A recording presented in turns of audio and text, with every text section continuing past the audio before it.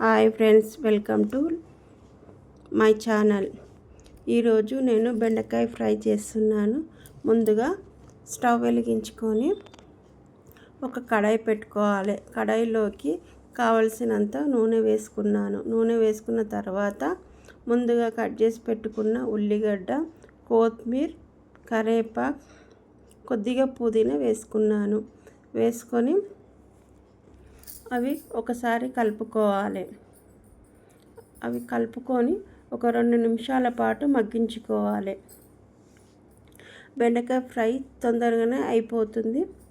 కాకపోతే మనము అన్నీ కట్ చేసి పెట్టి రెడీలో పెట్టుకున్నామంటే ఒక 10-15 నిమిషాలలో బెండకాయ ఫ్రై అనేది అయిపోతుంది. బెండకాయ ఫ్రై అనేది చాలా టేస్టీగా ఉంటుంది. ఒకసారి అయితే ఇట్లా చేసి చూడండి. ముందుగా మనము కొత్తిమీర, పుదీనా, కరివేపాకు, ఉల్లిగడ్డ వేసుకున్నాం కదా, అవి గిట్ట వేగిపోయిన తర్వాత కొద్దిగా అల్లం వెల్లిగడ్డ పేస్ట్, కొద్దిగా పసుపు వేసుకొని మరొక 2 నిమిషాలు మగ్గనివ్వాలి. మగ్గనించేదాకా మూత పెట్టుకొని ఒక 2 నిమిషాలు ఉంచుకొని ముందుగా కట్ చేసి పెట్టుకున్న బెండకాయలు వేసుకొని మరొకసారి కలుపుకొని మూత పెట్టుకొని మరొక 2 నిమిషాలు మగ్గనివ్వాలి.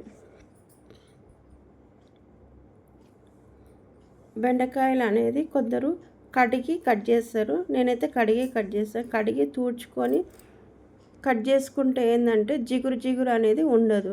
కొందరు డైరెక్ట్ ఏంటంటే కడిగేసి కట్ చేసేస్తారు. అది జిగురు అనేది వచ్చి బెండకాయ అనేది జిగురు అవుతుంది. ఫ్రై అనేది టేస్ట్ అనేది పోతుంది, మళ్ళీ బాగుండదు. కాకపోతే ఫస్ట్ ముందు మనం కడుక్కొని కొద్దిగా ఆరబెట్టుకొని కట్ చేసుకుంటే మాత్రం బెండకాయ ఫ్రై అనేది సూపర్గా వస్తుంది. బెండకాయలు ఒకసారి కలుపుకున్నాం కదా, కలుపుకొని మూత పెట్టుకున్నాం. మరొకసారి మూత తీసి మరొకసారి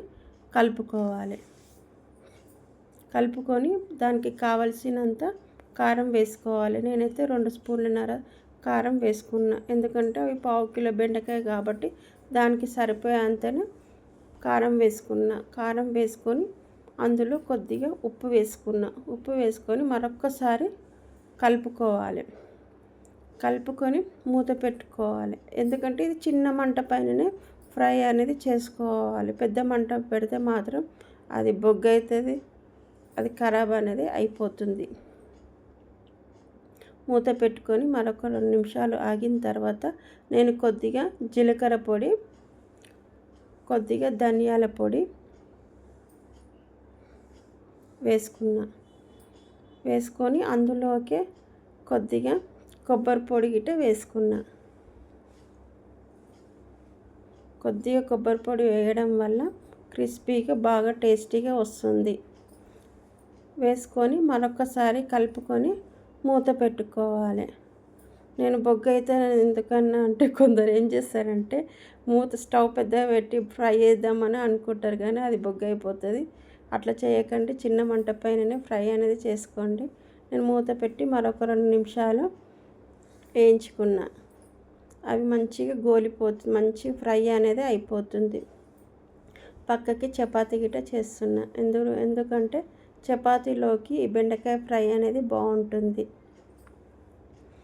నేను అటు ఫ్రై చేసుకుంటే ఒక దిక్కు చపాతీ చేస్తున్నాను. ఎందుకంటే చిన్న మంట పైన చేసుకుంటే ఏంటంటే ఫ్రై అనేది చాలా టేస్టీగా వస్తుంది. ఒకసారి అయితే ఇట్లా ట్రై చేసి చూడండి ఫ్రెండ్స్, చాలా బాగుంటుంది బెండకాయ ఫ్రై అనేది. పిల్లలకైనా పెద్దోళ్ళకైనా ఇది చాలా ఇష్టంగా తింటారు. బెండకాయ ఫ్రై అనేది అయిపోయింది ఫ్రెండ్స్, దగ్గరికి అయిపోయింది. ఒకసారి ఇలా ట్రై చేసి చూడండి.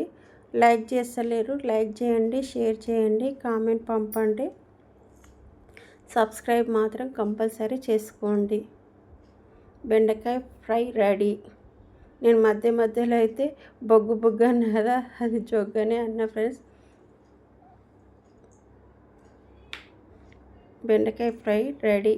బెండకాయ ఫ్రైలోకి చపాతీ చాలా బాగుంటుంది. ఒకసారి చపాతీ చేసుకున్నప్పుడు కంపల్సరీ ఇట్లా బెండకాయ ఫ్రై అనేది చేసుకొని తినండి.